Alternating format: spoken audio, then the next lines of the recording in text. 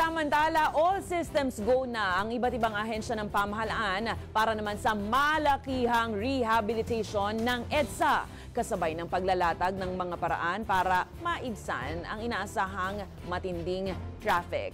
Nakatakdang magpatupad ng odd-even plate number scheme ang gobyerno, kasabay nga ng inaasahang pagsasaayos ng kalsada na sisimulan sa June 13. Ayon kay MMDA Chairman Romando Artes, ipatutupad ang odd-even scheme para sa mga motorista ng EDSA para maibsan ang bigat ng daloy ng trapiko habang umiiral ang rehabilitasyon. Inaasahang isa-isang papalitan ng aspalto at mas matibay na kalsada ang mga konkretong istruktura sa kada hanay ng kahabaan ng pangunahing lansangan. Kabilang na rin ang pagsasaayos ng kahabaan ng EDSA busway at pagpapatayo naman ng mas maayos na mga pedestrian lanes. Pinag-aaralan din ng MMDA na payagan na ang mga rider na bumaybay sa bike lane ng mga pangunahing kalsada ng Kalakhang, Maynila.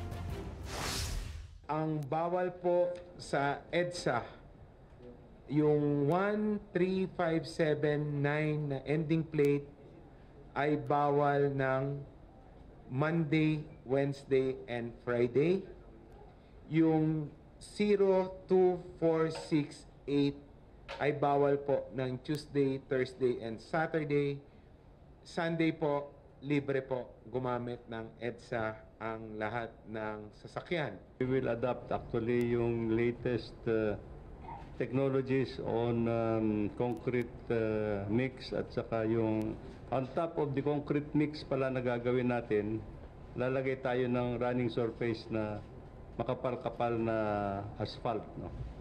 Para smooth yung traffic natin yan. No, gagawin nating libre ang toll sa Skyway, Stage 3. Yung segment lang kung saan ididetour yung mga sasakyan na hindi na sila kailangan dumaan ng EDSA, aakyat na lang sila sa Skyway. No? So, ipa-finalize na natin yan in the coming weeks and months.